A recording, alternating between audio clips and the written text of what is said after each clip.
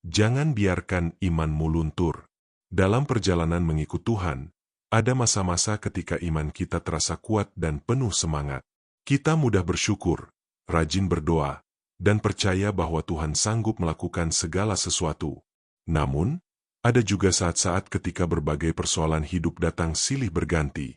Doa yang belum dijawab, harapan yang tertunda, kekecewaan, dan tekanan hidup dapat membuat iman kita mulai melemah.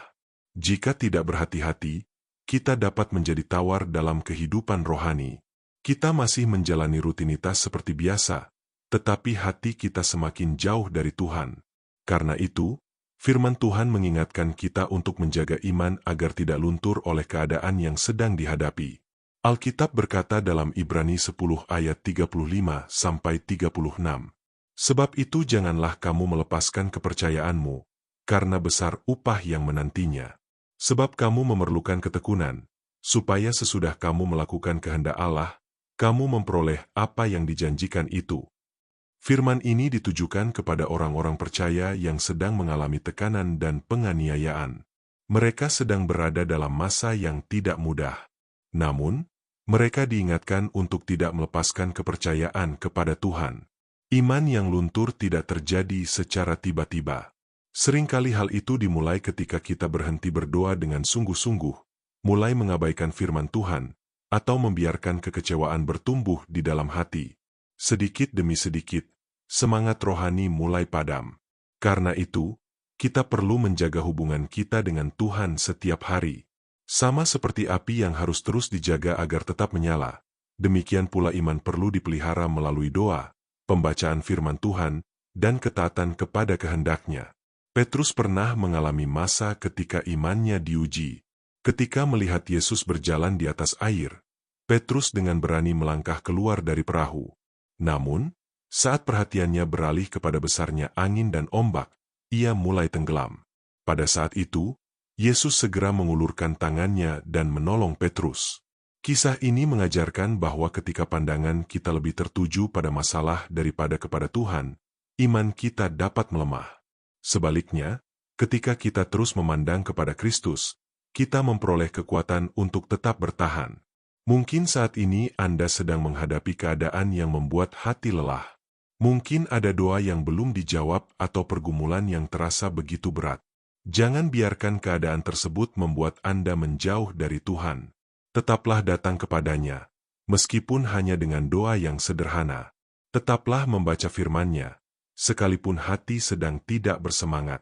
Tetaplah bersekutu dengan sesama orang percaya yang dapat saling menguatkan. Jangan berjalan sendirian dalam pergumulan. Alkitab berkata dalam 2 Timotius 4 ayat 7, "Aku telah mengakhiri pertandingan yang baik, aku telah mencapai garis akhir dan aku telah memelihara iman." Rasul Paulus memandang kehidupan sebagai sebuah pertandingan yang harus dijalani dengan setia sampai akhir. Bukan hanya memulai dengan baik, tetapi juga tetap menjaga iman sampai garis akhir.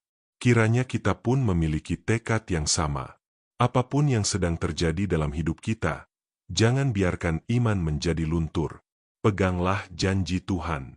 Ingatlah kembali setiap kebaikan yang telah Dia lakukan dalam hidup Anda. Tuhan yang menyertai Anda di masa lalu adalah Tuhan yang sama yang menyertai Anda hari ini. Tetaplah percaya ketika doa belum dijawab. Tetaplah berharap ketika jalan keluar belum terlihat. Tetaplah setia ketika pencobaan datang. Sebab Tuhan tidak pernah meninggalkan anak-anak-Nya yang berharap kepadanya.